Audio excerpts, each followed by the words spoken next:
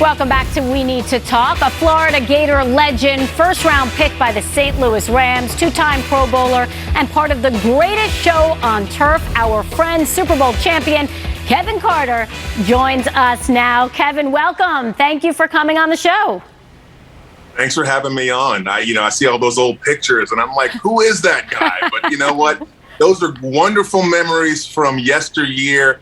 And even though I'm an old head, I'm here to brag and show this bling Look at for that. Super Bowl. You're blinding us. I know. Well, that's what we want to talk about first, your memories of that 99 Super Bowl. What was that like? What stood out to you? What do you remember now the most?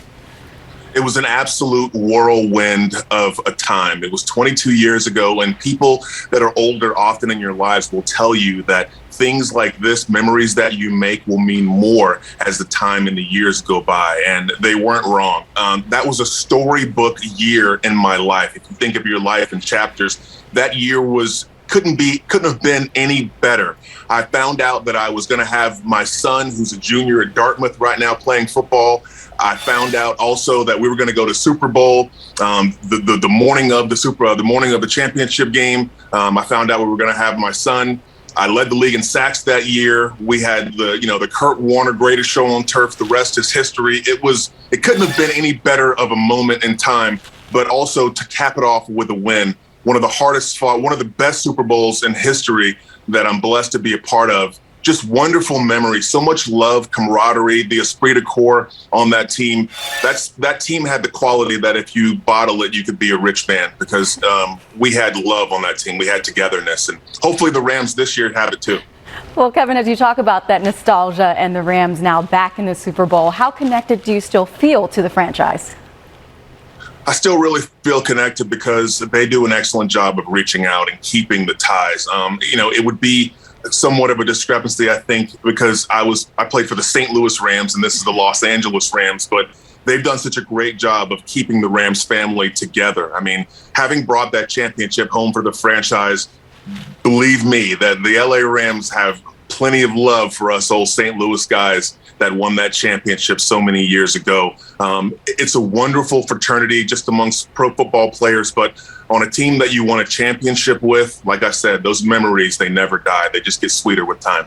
Well, Kevin, as a defensive end, let's talk about this defense of the LA Rams. And when you have watched them throughout this season, can you compare them at all to the greatest show on turf that you were a part of? I can, because there's so many offensive weapons. When you have leaders in individual categories in their respective categories of position, Cooper Kupp is one of the greatest slot receivers ever to play the game, leader in so many categories. Odell Beckham is crazy good. You got Van Jefferson, you've got Tyler Higbee, you've got so many weapons. You've got Cam Akers, who's powering this offense on the ground. And you've got a mastermind in Sean McVay that is making use of all these chess pieces and putting them all together to blow people out of the stadium, and that's what they've done all season long. We were similar. I mean, we had Coach Mike Martz, who was our offensive coordinator, of course, with Marshall Faulk and Torrey Holton, Isaac Bruce, and Azahir Hakeem, Ricky Prohl. The list goes on, of course, and Kurt Warner was our quarterback, and he slung it all around the field. But I will say this Rams team is just like us because they have defense as well. Okay, Aaron Donald, Von Miller, you've got a stout defense. You've got leaders like Jalen Ramsey, playmakers on this team.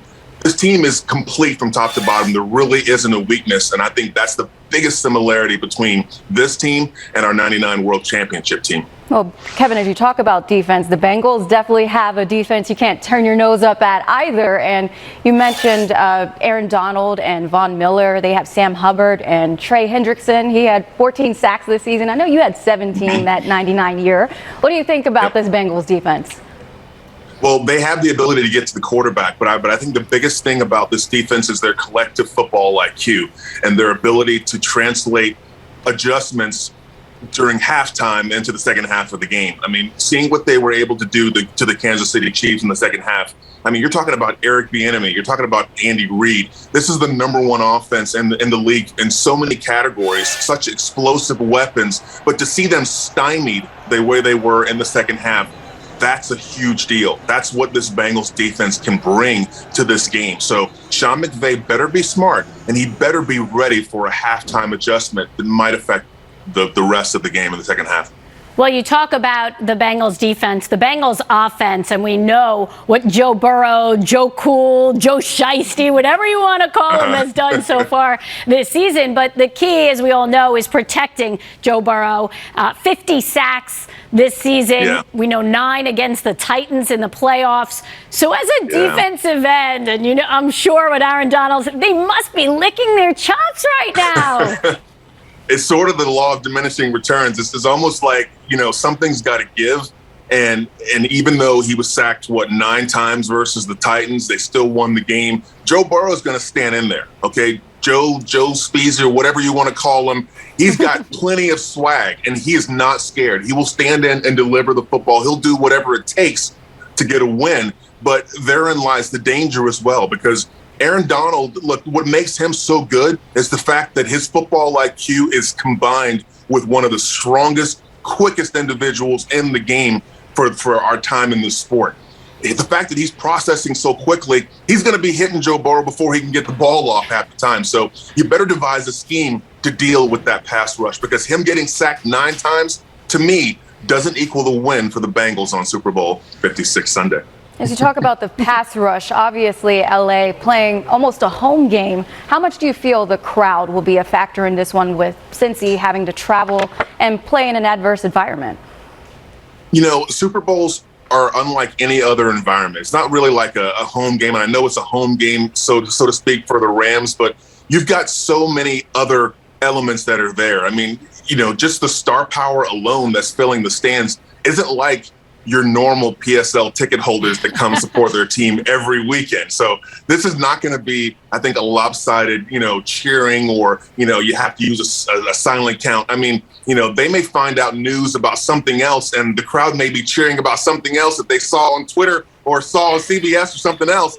And, I think the fact that the atmosphere for this game is such an electric one. It's so charged.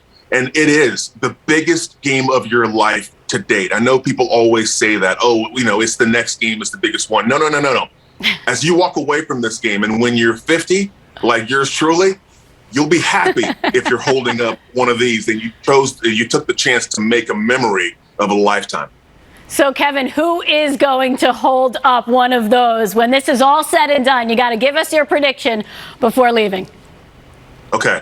I'm going to say this hopefully loud and clear so you can hear me, okay?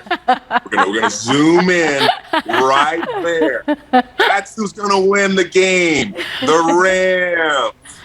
I love it. Thank you so much for joining us. We appreciate it. Enjoy the Super Bowl, especially with your son. How amazing is that going to be?